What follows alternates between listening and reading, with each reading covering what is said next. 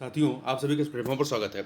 यहाँ पर हम लोग आगामी ARO 2023 की प्रारंभिक परीक्षा के लिए प्रैक्टिस सेट या टेस्ट सीरीज देख रहे हैं और इसी कड़ी में हम लोग जो है PCS मंत्रा कोचिंग संस्था के द्वारा कराए गए एक टेस्ट पेपर को यहाँ पर सॉल्व करेंगे।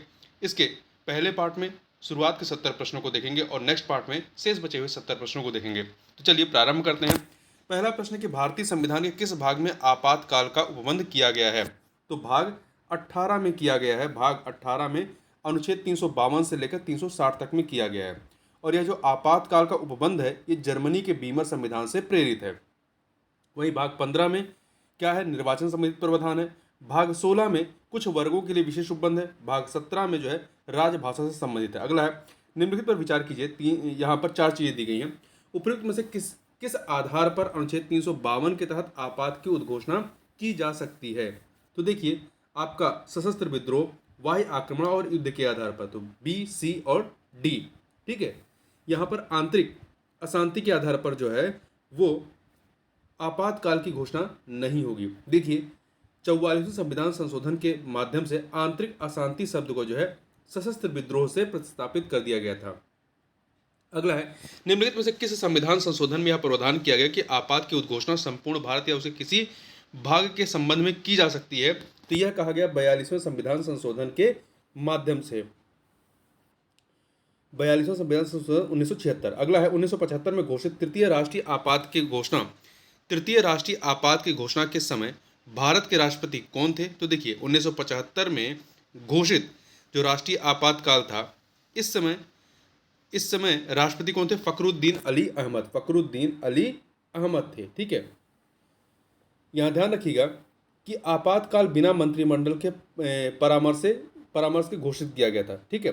जिसमें आगे चल करके 44वें संविधान संशोधन के माध्यम से यह प्रावधान किया गया कि राष्ट्रपति आपात की उद्घोषणा तभी करेगा जब उसे मंत्रिमंडल द्वारा लिखित सूचना दी जाए। आगे बढ़ते हैं। राष्ट्रपति द्वारा की गई आपात की उद्घोषणा कितने समय में दोनों सदनों के द्वारा अनुमोदित न होने पर स्वतः समाप्त हो जाती है? तो 30 दिन या 1 माह के भीतर इससे अनुमोदित होना आवश्यक है दोनों सदनों के माध्यम से। B option. अगला है निम्नलिखित कथनों पर विचार करें। यहाँ पे 2 कथन दिए गए हैं। 2 कथन दिए गए, बताने में से सत्य कौन सा है? पहला, देखिए, राष्ट्रपति द्वारा आपात उद्घोषणा को वापस लेने के लिए संसद के दोनों सदनों का अनुमोदन आवश्यक होता है? बिल्कुल नहीं होता है। ठीक है, पहला गलत हो गया। दूसरा, राष्ट्रपति आपात की उद्घोषणा को पश्चातवर्ती उद्घोषणा द्वारा कभी भी वापस ले सकता है। ये भी सही है, ये सही है। तो पहला गलत, दूसरा सही, इसलिए बी ऑप्शन हो जाएगा। आगे बढ़ते हैं, क्वेश्चन नंबर 7 देखते हैं। निम्नलिखित में से कौन सा कथन जो है वो सत्य है? यहाँ पे 3 कथन दिए गए हैं। पहला है, आपात के प्रवर्तन के दौरान संघ राज्य को निर्देश दे सकता है कि वह अपनी कार्यपालिका शक्ति का किस रीति से पालन करे। सही है।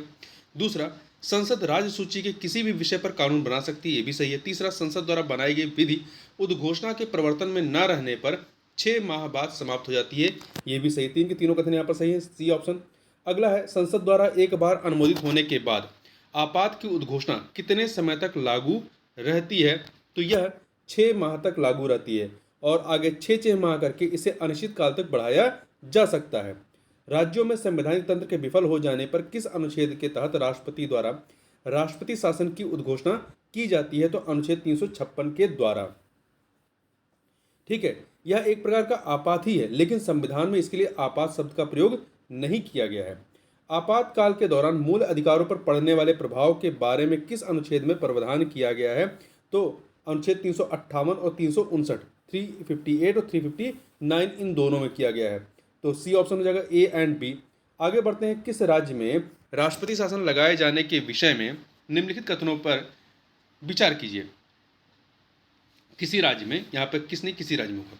तो यहाँ पे देखिए 2 कथन दिए गए, बताना है कौन सा सत्य है। पहला, राज्य विधानमंडल की शक्तियां संसद द्वारा प्रयोग की जाएंगी। ये सही है। दूसरा, राष्ट्रपति संबंधित राज्य के उच्च न्यायालय में निहित शक्तियों को अपने हाथों में लेता है। ये सही नहीं है। ठीक है। तो पहला सही है, दूसरा गलत है, इसलिए ए ऑप्शन हो जाएगा।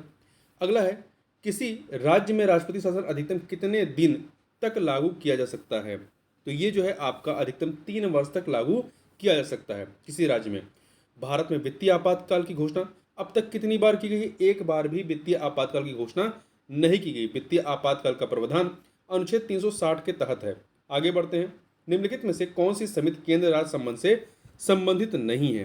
तो आप इसमें देखें, इसमें राजमन्नार समिति, सरकारिया आयोग, पुंछी आयोग, इन तीनों का संबंध जो है वो केंद्र राज्य संबंध से है, परंतु ताराकुंडे समिति इसका संबंध चुनाव सुधार से है। तो यहाँ पे सी ऑप्शन। अगला है, निम्नलिखित में से किस समिति ने यह अनुशंसा की कि राज्यपाल की नियुक्ति एक समिति द्वारा की जानी चाहिए? यह संस्तुति या अनुशंसा वेंकट चलैया समिति की रही है, और इन्होंने कहा कि इस समिति में प्रधानमंत्री, गृह मंत्री, लोकसभा अध्यक्ष, उपराष्ट्रपति तथा राज्य के मुख्यमंत्री शामिल हों। आगे बढ़ते हैं, पंचायत राज व्यवस्था को मजबूत बनाने के लिए ग्रामोद्धार समिति का गठन किसकी अध्यक्षता में किया गया? तो इसकी गठन जो है बलवंत राय मेहता की अध्यक्षता में किया गया था, ठीक है, 1957 में। आगे बढ़ते हैं, 73वां संविधान संशोधन अधिनियम पूरे देश में कब से लागू हुआ? तो यह जो है 24 अप्रैल 1993 से लागू हुआ, ठीक है। आगे चलते हैं, क्वेश्चन नंबर 18 देखते हैं, निम्नलिखित में से कौन सा कथन सत्य है? यहाँ पे 4 कथन दिए गए हैं। तो देखिए, पहला है 74वें संविधान संशोधन द्वारा ग्राम सभा को संवैधानिक दर्जा दिया गया। नहीं, 74वें नहीं, 73वें के द्वारा दिया गया। तो पहला गलत है। दूसरा, किसी ग्राम की निर्वाचन नामावली में दर्ज नामों वाले व्यक्तियों को सामूहिक रूप से ग्राम सभा कहा जाता है। ये कथन आपका सत्य है, ठीक है। तो बी आपका यहाँ पर सत्य हो गया। सी, ग्राम सभा में केवल एक ही गांव शामिल किया जा सकता है। नहीं, बिल्कुल नहीं, एक से अधिक गांव शामिल हो सकते हैं। तीसरा, ग्राम पंचायत ग्राम सभा के कार्यों का निरीक्षण व मूल्यांकन करती है। तो ये कथन आपका सही नहीं है, ठीक है, ये कथन आपका सही नहीं है। देखिए, ग्राम पंचायत जो है, ग्राम पंचायत ग्राम सभा की कार्यकारी संस्था तथा ग्राम सभा जो होती है, ग्राम सभा, वो ग्राम पंचायत के कार्यों का निरीक्षण तथा मूल्यांकन करती है। यहाँ निरीक्षण तथा मूल्यांकन है, ठीक है। तो ग्राम पंचायत ग्राम सभा कार्यों नहीं करती, ग्राम सभा ग्राम पंचायत के कार्यों का निरीक्षण और मूल्यांकन करती है। आगे बात करते हैं, निम्न में से कौन सा कथन जो है वो असत्य है? 4 कथन दिए गए हैं। पहला है, अनुच्छेद 243 के तहत राज्य निर्वाचन आयोग के गठन का प्रावधान किया गया है। कथन सही है, संविधान के भाग 9 में। दूसरा, राज्य निर्वाचन आयोग के निर्वाचन आयुक्त की नियुक्ति जो है राज्यपाल द्वारा की जाती है। ये सही है। तीसरा, पंचायतों के निर्वाचन के संबंध में सभी विषयों पर विधि बनाने का अधिकार राज्य निर्वाचन आयोग को है। नहीं, विधि बनाने का अधिकार जो है वो राज्य विधानमंडल को है, राज्य विधानमंडल को। तो सी वाला सही नहीं है। डी, पंचायत चुनाव का निर्णय राज्य सरकार द्वारा किया जाता है। ये सही है। आगे बढ़ते हैं, क्वेश्चन नंबर 20 देखते हैं। यदि कोई नगर पालिका समय से पूर्व विघटित कर दी जाती है तो निर्वाचन पश्चात गठित नई नगर पालिका कितनी अवधि के लिए कार्य करेगी? तो वो शेष अवधि के लिए कार्य करेगी, ठीक है, शेष अवधि के लिए। एक ग्राम पंचायत में महिलाओं के लिए कितने प्रतिशत पद जो है आरक्षित होने चाहिए? 33% का प्रावधान किया गया है। कई राज्यों में 50% का आरक्षण का प्रावधान कर दिया गया है। एक पंचायत के भंग होने के कितने माह के अंदर नया चुनाव कराया जाएगा? तो ये 6 माह के अंदर नया चुनाव कराया जाएगा। आगे बढ़ते हैं, किसी राज्य में नगर पालिका किसका सीमा क्षेत्र अधिसूचित करने के लिए सक्षम कौन होता है? तो ये राज्य का राज्यपाल होता है। आगे बढ़ते हैं, 12वीं अनुसूची में नगर पालिकाओं के लिए कितने विषयों का उल्लेख है? तो कुल 18 विषयों का उल्लेख है, जबकि 73वें में ग्राम पंचायतों के लिए 29 विषयों का उल्लेख है। आगे बढ़ते हैं, अगला है, भारत का पहला नगर निगम स्थापित हुआ था, कहाँ पर हुआ था? तो ये मद्रास में 1687-88 में भारत का पहला नगर निगम मद्रास में स्थापित हुआ था। इसके पश्चात 1726 में बंबई तथा कलकत्ता में नगर निगम स्थापित हुए थे। किस संविधान संशोधन अधिनियम द्वारा सहकारी समितियों को संवैधानिक स्थान व संरक्षण दिया गया? तो 97वें संविधान संशोधन अधिनियम के द्वारा, जो कि 15 फरवरी 2012 से लागू हुआ। आगे बात करते हैं, निम्न में से किस समिति ने अनुशंसा की थी कि हर राज्य में एक वित्त आयोग का गठन होना चाहिए? पीके थुंगन समिति ने ये बात कही थी, ठीक है। ये आपका 1988 में गठित हुई थी और थुंगन समिति ने पंचायती राज व्यवस्था को शक्तिशाली बनाने हेतु उन्हें संवैधानिक दर्जा दिलाने की सिफारिश की। इस समिति के सुझाव पर के आधार पर 1989 में संविधान संशोधन विधेयक प्रस्तुत किया गया, परंतु राज्यसभा में बहुमत न होने की वजह से यह विधेयक पारित नहीं हो सका था। आगे बढ़ते हैं, संविधान का कौन सा भाग सहकारी समितियों से संबंधित है? तो देखिए, संविधान का भाग 9 खा जो है सहकारी समितियों को संवैधानिक दर्जा प्रदान करता है। राज्य निर्वाचन आयोग का मुख्य कार्य क्या है? इसका मुख्य कार्य ग्राम पंचायतों का निर्वाचन संपन्न कराना है। सामुदायिक विकास कार्यक्रम की शुरुआत कब हुई थी? 2 अक्टूबर 1952 को, 1952 को। सामुदायिक विकास कार्यक्रम ग्रामीण क्षेत्रों के विकास पर केंद्रित थे। आगे बढ़ते हैं, राजस्थान के नागौर में सर्वप्रथम अनौपचारिक रूप से पंचायती राज व्यवस्था का उद्घाटन किसके द्वारा किया गया? तो इसका उद्घाटन जो है वो पंडित जवाहरलाल नेहरू के द्वारा किया गया 2 अक्टूबर 1959 को। ठीक है, यह योजना बाद में 1959 में आंध्र प्रदेश में भी लागू की गई थी। राष्ट्रीय पंचायती दिवस राज दिवस भारत में हर साल 24 अप्रैल को मनाया जाता है। आगे बढ़ते हैं, क्वेश्चन नंबर 32 देखते हैं।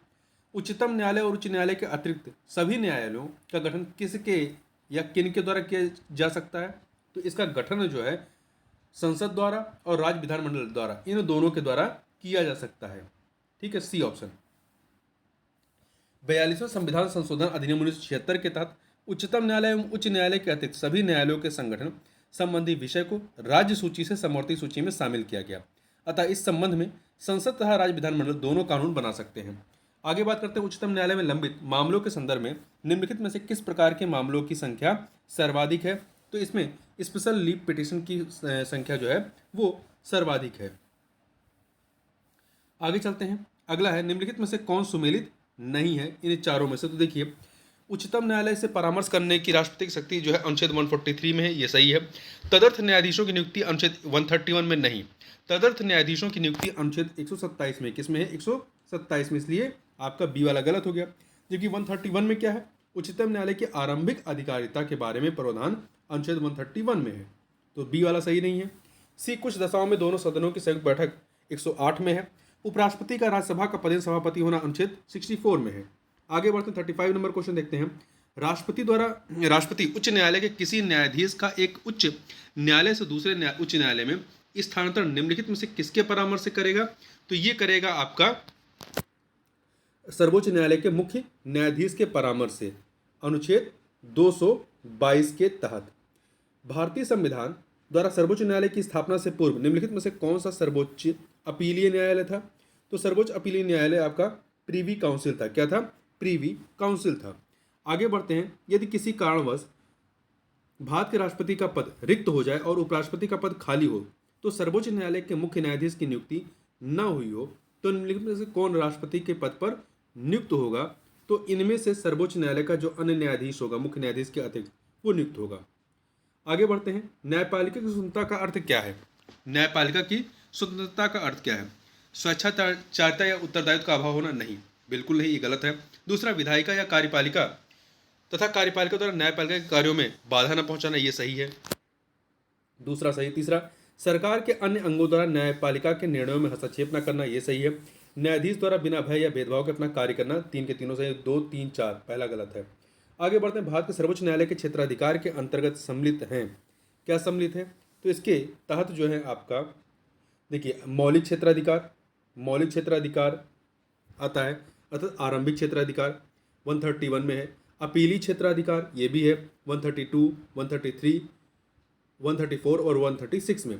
सलाहकारी क्षेत्राधिकार है, ये अनुच्छेद 143 में है। अभिलेखीय न्यायालय की शक्तियां अनुच्छेद 129 के तहत। न्यायादेश क्षेत्राधिकार या रिट संबंधी है अनुच्छेद 32 के तहत। न्यायिक समीक्षा की शक्ति है और अन्य शक्तियां व क्षेत्राधिकार है। इस प्रकार से सभी के सभी उपयुक्त, सभी डी ऑप्शन। भारतीय न्यायिक व्यवस्था में जब जनहित याचिका की शुरुआत हुई उस समय भारत के प्रधान न्यायाधीश चीफ जस्टिस इनमें से कौन थे? तो पीएन भगवती थे। ठीक है, इन्हीं के कार्यकाल में प्रारंभ हुआ था। सर्वोच्च न्यायालय के मुख्य न्यायाधीश तथा अन्य न्यायाधीशों की नियुक्ति कौन करता है? तो इनकी नियुक्ति राष्ट्रपति के द्वारा की जाती है, राष्ट्रपति के द्वारा। ठीक है, इसका प्रावधान जो है अनुच्छेद 124 में दिया गया है। आगे बढ़ते हैं, निम्न कथनों पर विचार करें। यहाँ पर 2 कथन दिए गए हैं। उपयुक्त कथनों में से अधीनस्थ न्यायालय के विषय में कौन सा या से कथन सही है? यहाँ पे आप देखें, पहला, जिला न्यायाधीशों की नियुक्ति के बारे में प्रावधान अनुच्छेद 233 में दिया गया है, ये कथन आपका सही है।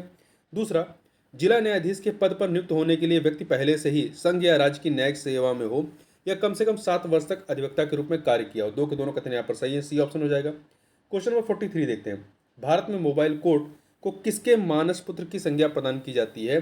तो ये किसके? डॉक्टर एपीजे अब्दुल कलाम, पूर्व राष्ट्रपति डॉक्टर एपीजे अब्दुल कलाम के। आगे बात करते हैं,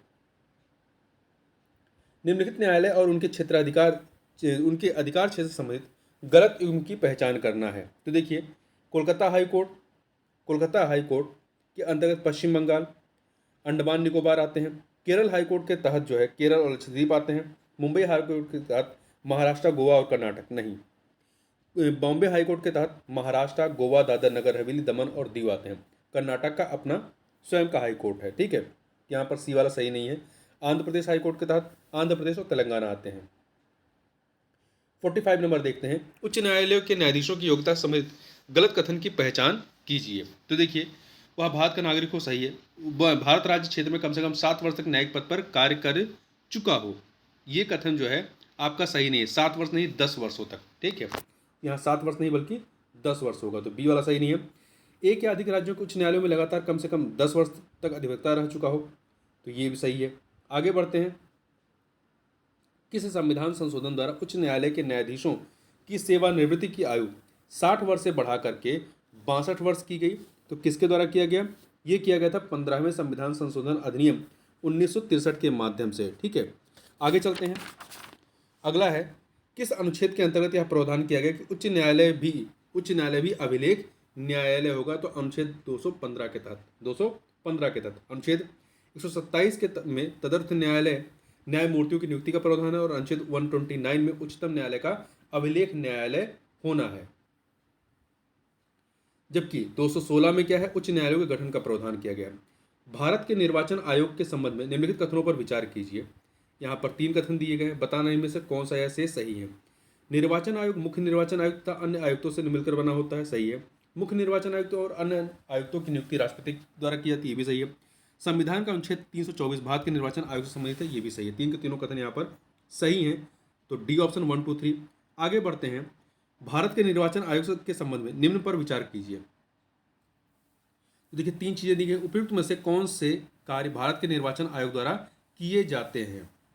तो देखिए, निर्वाचक नामावली तैयार करना, निर्वाचन की तिथि निर्धारित करना, राजनीतिक दलों को निर्वाचन चिन्ह आवंटित करना, ये सभी कार्य जो है निर्वाचन आयोग द्वारा किए जाते हैं। 1, 2, 3 डी ऑप्शन।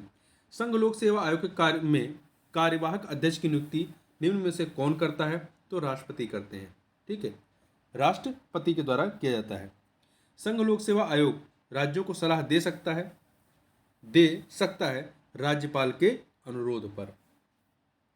निम्नलिखित में से किसे मेरिट पद्धति का प्रहरी माना जाता है? मेरिट पद्धति का प्रहरी संघ लोक सेवा आयोग को। राज्य लोक सेवा आयोग के अध्यक्षों सदस्यों को निम्न में से कौन हटा सकता है? तो राष्ट्रपति ही हटा सकता है, ठीक है, नियुक्ति राज्यपाल करता परंतु हटा राष्ट्रपति सकता है। 54 नंबर देखते हैं, वित्त आयोग के संबंध में निम्न कथनों पर विचार कीजिए। 3 कथन दिए गए हैं, बताना इनमें से कौन सा सही है। इसका वर्णन संविधान के अनुच्छेद 280 में किया गया, सही है। यह एक अर्ध न्यायिक निकाय है, सही। इसका गठन संसद द्वारा किया जाता है, नहीं, राष्ट्रपति द्वारा किया जाता है, तो पहला दूसरा सही, तीसरा गलत है। प्रथम वित्त आयोग के अध्यक्ष निम्न में से कौन थे? केसी नियोगी थे। कौन थे? केसी नियोगी थे। वर्तमान में 15वां वित्त आयोग की अनुशंसा लागू है। आगे बात करते हैं, राष्ट्रीय अनुसूचित जनजाति आयोग की स्थापना के लिए संविधान में निम्न में से कौन सा संशोधन किया गया? तो इसमें 89वां संविधान संशोधन, कौन सा? 89वां संविधान संशोधन किया गया, ठीक है। आगे चलते हैं, भारत के नियंत्रक एवं महालेखा परीक्षक केंद्र सरकार के लेखों से संबंधित अपनी रिपोर्ट निम्न में से किसे देता है? तो राष्ट्रपति को। किसको देता है? राष्ट्रपति को देता है। भारत के महान्यायवादी के संबंध में निम्न में से कौन सा कथन सत्य नहीं है? तो देखिए, इसका वर्णन संविधान के अनुच्छेद 76 में किया गया, सही है। इसकी नियुक्ति राष्ट्रपति द्वारा की जाती है, ये भी सही है। यह भारत सरकार का सर्वोच्च विधि अधिकारी होता है, ये भी सही है। इसका कार्यकाल 5 वर्ष के लिए नियत होता नहीं, यह राष्ट्रपति के प्रसाद तुरंत कार्य करता है, इसलिए डी ऑप्शन आपका सही नहीं है। नीति आयोग क्या है? नीति आयोग जो है आपका एक गैर संवैधानिक निकाय है, गैर संवैधानिक निकाय, जिसका गठन 2015 में योजना आयोग को समाप्त कर उसके स्थान पर इसको लाया गया था। नीति आयोग के जो पदेन अध्यक्ष होते हैं कौन होते हैं? प्रधानमंत्री। राष्ट्रीय मानवाधिकार आयोग का गठन किया गया, कब किया गया? तो संसद द्वारा पारित अधिनियम के माध्यम से किया गया, ठीक है। आगे चलते हैं, अगला है, मुख्य सूचना आयुक्त का कार्यकाल कितना होता है? मुख्य सूचना आयुक्त का कार्यकाल जो होता है 5 वर्ष या 65 वर्ष की आयु, जो भी पहले हो, ए ऑप्शन हो जाएगा। आगे बढ़ते हैं, अगला है 5 वर्ष या 65 वर्ष, 60 नहीं, 5 वर्ष या 65, बी ऑप्शन हो जाएगा। केंद्रीय सतर्कता आयोग का गठन किया गया, कब किया गया? इसका गठन जो है 1964 में 1964 में किया गया। भारतीय संविधान के किस अनुच्छेद में नागरिकता संबंधी प्रावधान किए गए हैं? किस अनुच्छेद में किए गए हैं? भारतीय संविधान के किस अनुच्छेद में नागरिकता संबंधी प्रावधान किए गए हैं? देखिए, संविधान के भाग दो में अनुच्छेद 5 से लेकर 5 से 11 तक में नागरिकता संबंधी प्रावधान किए गए हैं। इसमें से कोई नहीं, तो डी ऑप्शन हो जाएगा। आगे बढ़ते हैं। निम्नलिखित में से कौन से अधिकार केवल भारतीय नागरिकों को प्राप्त है? तो देखिए, कौन से? लोक नियोजन के विषय में समता का अधिकार, संस्कृत और शिक्षा संबंधी अधिकार, ये दोनों जो है केवल भारतीय नागरिकों को प्राप्त है। विधि के समझ समता सभी को प्राप्त है, तो A1 और 2 ए ऑप्शन हो जाएगा। 65 नंबर देखते हैं। 64 था 65। निम्नलिखित कथनों पर विचार करें। निम्नलिखित कथनों पर विचार करें। यहाँ पर देखिए दो कथन दिए गए, बताना है उपयुक्त में से कौन सा कथन सही नहीं है। कौन सा कथन सही नहीं है? तो देखिए, भारत और अमेरिका दोनों संविधान में संघीय राज्य व्यवस्था को अपनाया गया है। ठीक है, तो ये कथन आपका सही है। दूसरा, भारत में एकल नागरिकता का प्रावधान है जबकि अमेरिका में दोहरी नागरिकता की व्यवस्था, सही है। तो इसमें कौन सा कथन सही नहीं है? तो दो के दोनों कथन यहाँ पर सही, इसलिए डी ऑप्शन हो जाएगा। आगे बढ़ते हैं, क्वेश्चन नंबर 66 देखते हैं। निम्नलिखित में से कौन सुमेलित नहीं है? कौन सा सुमेलित नहीं है? शोषण के विरुद्ध अधिकार अनुच्छेद 23 से लेकर 24 में है। संस्कृत और शिक्षा संबंधी अधिकार अनुच्छेद 29 और 30 में है। स्वतंत्रता का अधिकार अनुच्छेद 19 से 22। धर्म की स्वतंत्रता का अधिकार जो है वो अनुच्छेद 26 से 28। ये कथन गलत है, क्योंकि धर्म की स्वतंत्रता का जो अधिकार है वो आपका 25 से 28 तक में है। ठीक है, न कि 26 से 28, डी ऑप्शन। आगे बढ़ते हैं, क्वेश्चन नंबर 67। निम्नलिखित में से किस रीट के द्वारा न्यायालय सार्वजनिक पदाधिकारियों से उनके कार्यों और उसे नकारने के संबंध में पूछताछ करता है? तो किसके माध्यम से करता है? परमादेश रिट के माध्यम के, परमादेश रिट के माध्यम से। तो इनमें कोई नहीं है, तो डी ऑप्शन हो जाएगा। निम्नलिखित में से किस प्रकार के शिक्षा संस्थानों में धार्मिक शिक्षा पूर्ण रूप से प्रतिबंधित है? तो किसमें है? राजनीति से पूर्णतया पोषित संस्थान में। ठीक है, अनुच्छेद 69 देखते हैं। निम्नलिखित में से कौन सा सुमेलित नहीं है? 3 चीजें दी गई हैं, बताना है कौन सा सुमेलित नहीं है। देखिए, आपका अनुच्छेद 34 मूल अधिकारों को सशस्त्र बलों पर लागू करने के संबंध में संसद की शक्ति, ये अनुच्छेद 34 में नहीं बल्कि अनुच्छेद 33 में है। ठीक है, तो ये आपका सही नहीं है, पहला वाला आपका गलत हो गया। दूसरा, अनुच्छेद 33 मार्शल लॉ नहीं, अनुच्छेद 34 में मार्शल लॉ है, ये भी गलत हो गया। तीसरा, अनुच्छेद 35 मूल अधिकारों को बंदों को प्रभावी करने के लिए विधान करता है, ये सही है। तो पहला दूसरा जो है आपका, पहला दूसरा वो सही नहीं है। आगे बढ़ते हैं, क्वेश्चन नंबर 70 देखते हैं। भारतीय संविधान के प्रारंभ में मूल अधिकार के रूप में संपत्ति के अधिकार की व्यवस्था किस अनुच्छेद में की गई थी? तो भाग 3 में उल्लिखित 7 मूल अधिकारों में शामिल संपत्ति का अधिकार अनुच्छेद 19(1)(4) तथा 31 में वर्णित था। ठीक है, तो इसमें से चा कोई कहीं पे नहीं है, तो डी ऑप्शन हो जाएगा। देखिए, जिसे 44वें संविधान संशोधन अधिनियम 1978 के द्वारा समाप्त करते हुए संपत्ति के अधिकार को एक विधिक अधिकार के रूप में अनुच्छेद 300 का में रखा गया, विधिक अधिकार के रूप में।